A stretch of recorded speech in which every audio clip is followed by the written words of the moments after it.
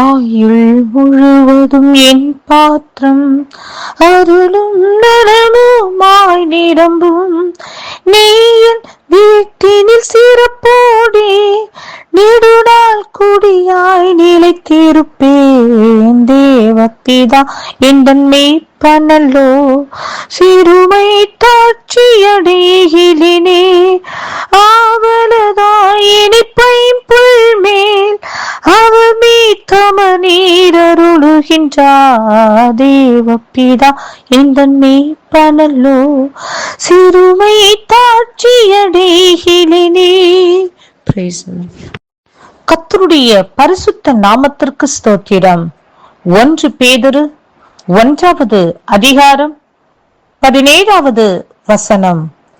அன்றியும் பட்சபாதம் இல்லாமல் அவன் அவனுடைய கிரியைகளின்படி நியாயம் தீர்க்கிறவரை நீங்கள் பிதாவாக தொழுது கொண்டு வருகிறபடியால் இங்கே பரதேசிகளாய் சஞ்சரிக்கும் அளவும் பயத்துடனே நடந்து கொள்ளுங்கள். ஆம் பிரியமானவர்களே, நாம் இந்த உலகத்தில் பரதேசிகளாய் சஞ்சரிக்கும்படி அழைக்கப்பட்டிருக்கிறபடியினாலே இந்த உலகத்தில் வாழ்கிற ஒவ்வொரு நிமிஷமும் ஒவ்வொரு நொடியும் நாம்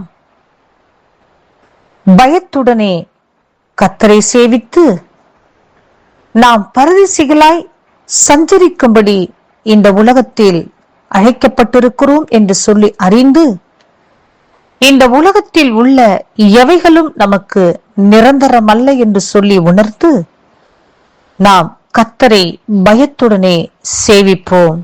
பிரியமானவர்களே, நாம் அந்நியர்களும் பரதேசிகளாய் இருக்கிறோம் என்று சொல்லி 1 பேதுரு 2ஆம் அதிகாரத்தில் 11வது வசனத்தில் நாம் வாசிக்கின்றோம்.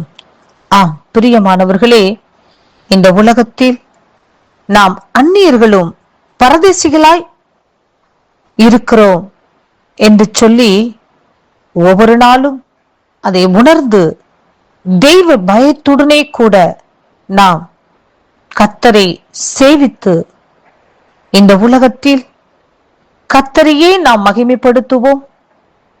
நாம் ஒவ்வொருவரும் இந்த உலகத்திற்குரியவர்கள் அல்ல, பரலோகத்துக்குரியவர்கள் என்று சொல்லி உணர்ந்து நாம் ஒவ்வொருவரும் இந்த உலகத்தில் கீழானவைகளை நாடும்படி அழைக்கப்பட்டவர்கள் அல்ல, மேலானவைகளை நாடும்படி அழைக்கப்பட்டவர்கள் என்று சொல்லி உணர்ந்து பயத்துடனே கர்த்தரை சேவிப்போம். கர்த்தருடைய மகா பெரிய ஆசீர்வாதத்தையும் கிருபைகளையும் பெற்றுக்கொள்வோம். பரலோக ராஜ்யத்திற்கு பங்காளிகளாக மாறுவோம். கர்த்தர் இந்த வார்த்தையை ஆசீர்வதிப்பாராக. ஆமேன்.